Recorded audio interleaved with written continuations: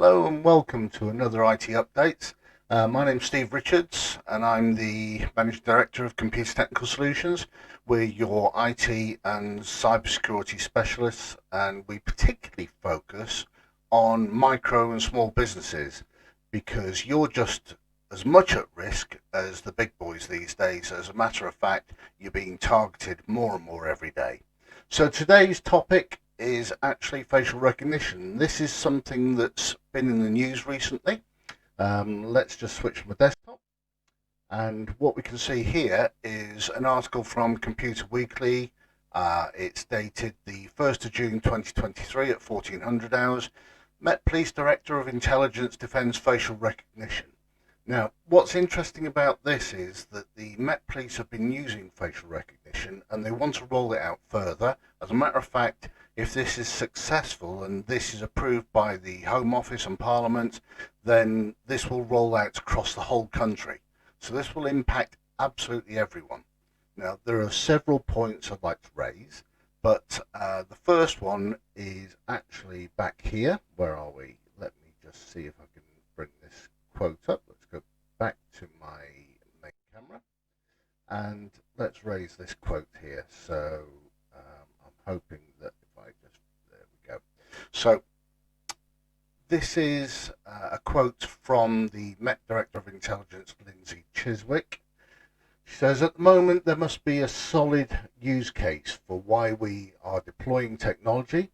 This is not a fishing expedition. We are targeting areas where there is public concern about high levels of crime, whether that is knife-enabled threats on Oxford Street, where they operated before, or whether it is some of the gang-related violence and knife-enabled robbery going on in Camden, she said.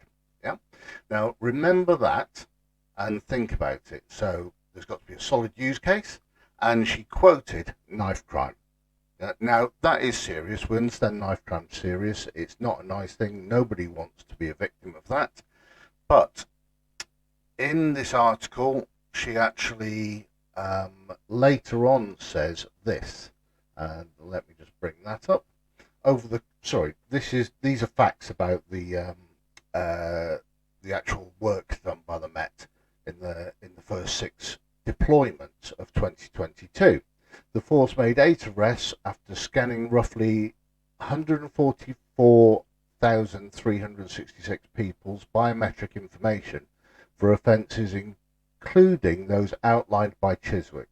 Yeah, or Chiswick, I'm not sure how to pronounce her name, my apologies, as well as a failure to appear in court for an unspecified offence. All right? What we're talking about here is minor offences. Yeah, there were 8 arrests after scanning a large number of people for offences that included those outlined by Chiswick, and one of those was a failure to appear in court for an unspecified traffic offence. Now, if that was knocking somebody over and killing them, fair enough, yeah. But if that's running a red light, or it's repeated abuse, high speed in a built-up area and things like that, yeah, I'm sorry, but facial recognition for that's an abuse in my mind. Okay, unless there was serious injury or death, that's an abuse of the system. And this is my concern. Where does this go in the future? In an article I've just recently published, I sort of tongue-in-cheek say, are we heading for Minority Report? Yeah, pre-crime? Probably not. But if the state continues to use technology in this way, if it continues to approve this sort of usage, then where is it going? We're going to have less police on the streets. More of it's going to be done from an office. Yeah? And with less street policing, we know from experience that crime will rise. Yep. It's been proven. The police currently go out there and put bobbies on the beat in high risk areas, and the crime goes down. And the reason the crime goes down is sometimes because they've caught the kingpin and they've locked him away, but more frequently it's because the crime's been moved on to somewhere else. That's what happens. So there's very little in the way of actual positives from using this actual technology, facial recognition. I think there's no need for it. But what are your thoughts? What do you think? How do you think this is going to impact people?